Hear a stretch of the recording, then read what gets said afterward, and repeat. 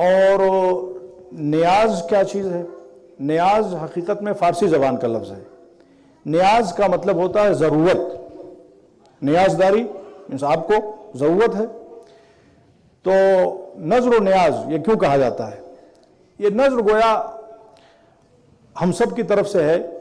اب نوٹ نیسیسرلی کہ ہم نے کوئی چیز مانی ہو، ہم نے کوئی چیز مانگی ہو، ہم نے کہا ہو کہ پروردگار ہمارا فلاں کام ہو جائے گا تو ہم نظر دیں گے امام جعفر صادق علیہ السلام. نوٹ نیسیسرلی، بٹ عقیدت میں، محبت میں اسی کانسیپٹ کو لے کے ہم اپلائی کرتے ہیں اپنی ڈے ٹو ڈے لائف میں. تو اسے اس وجہ سے نظر کہا جاتا ہے. اور اسی لیے مجلس وغیرہ میں جو تبرک دیا جاتا ہے اسے بھی نظر کہا جاتا ہے. اور ایک لفظ اور بھی ہم نے بھی استعمال کیا، تبرک. تبرک کا مطلب ہوتا ہے بلیسڈ، بلیسنگز. تو یہ جو کچھ بھی اللہ کے نام پہ، رسول کے نام پہ اور اہل بیت اطہار کے نام پہ سرو ہوگا، چونکہ وہ شخصیتیں بلیسڈ ہیں تو ان کے نام پہ جو چیز سرو ہوگی وہ خود بھی بلیسڈ ہو جائے گی. نیاز کیوں کہتے ہیں اس کو؟ نیاز یعنی ہماری کوئی ضرورت ہے اور وہ ضرورت پوری ہونے والی ہے اس نیک عمل کی بدولت، اس لیے اس کو نیاز کہا جاتا ہے.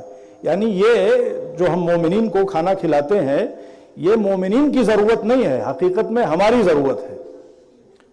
اور یہ ادب اور تواضع ہے کہ ہم کھلا رہے ہیں کھانا مومنین کو لیکن ضرورت حقیقت میں ہماری ہے. اور امام جعفر صادق علیہ السلام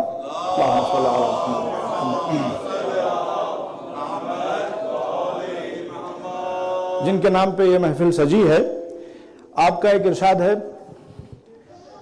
آپ کے ایک صحابی تھے، وہ بڑے مہمان نواز تھے اور وہ مومنین کو کھانا بہت کھلاتے تھے. تو کسی بھی مومن کو کھانا کھلانا بہت بڑی فضیلت ہے. یعنی اگر کوئی کسی رسول و آل رسول کے ماننے والے کو کھانا کھلاتا ہے تو جتنا ثواب ایک غلام آزاد کرنے بھی ملتا ہے اس سے زیادہ ثواب اللہ اسے دیتا ہے. یہ روایات میں موجود ہے. تو آپ دیکھیں اہل بیت علیہ السلام نے کس خوبصورتی کے ساتھ عزت نفس کو مینٹین رکھا ہے اور لوگوں کو غرور اور تکبر سے بچایا ہے. امام نے فرمایا تمہاری بہت فضیلت ہے، تم میزبان ہوتے ہو. جو ہوسٹ ہوتا ہے، جو کھانا کھلاتا ہے اسے میزبان کہا جاتا ہے، اور جو کھانا کھانے آتا ہے اسے مہمان کہا جاتا ہے.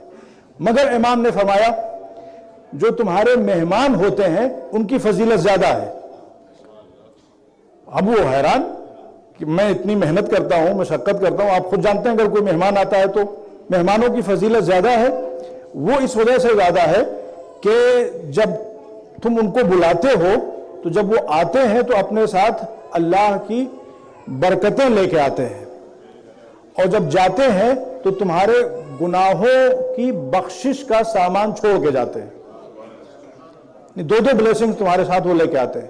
تو یہ اہل بیت علیہ السلام کا دیا ہوا کانسیپٹ ہے، اور یہ جو امام جعفر صادق علیہ السلام کے عنوان سے نظر ہوتی ہے. اب دیکھیں اس کی شرعی حیثیت کیا ہے، اور کیا اس تاریخ میں نظر دینا امام جعفر صادق علیہ السلام کے نام پہ یہ کوئی مستحب عمل ہے؟ دیکھیں اوور آل اہل بیت کے نام پہ کھانا کھلانا کسی مومن کو، خاص طور پر اللہ کے نام پہ، رسول آل رسول کے نام پہ کھانا کھلانا اس کی فضیلت ہے. لیکن اگر آپ یہ پوچھتے ہیں کہ آج کی اسپیسیفک ڈیٹ کے حوالے سے کہ کوئی روایت ہو تو ایسا نہیں ہے.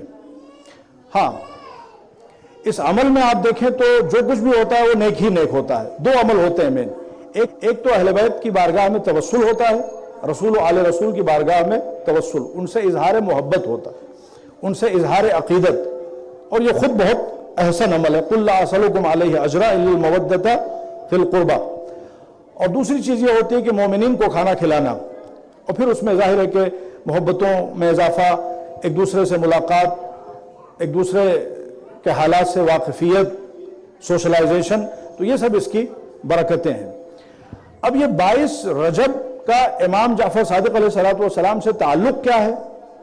22 رجب نہ امام جعفر صادق علیہ السلام کی ولادت کی تاریخ ہے، ولادت کی تاریخ ان کی 17 ربیع الاول ہے، اور نہ ان کی شہادت کی تاریخ ہے، شہادت کی تاریخ ان کی 25 شوال ہے.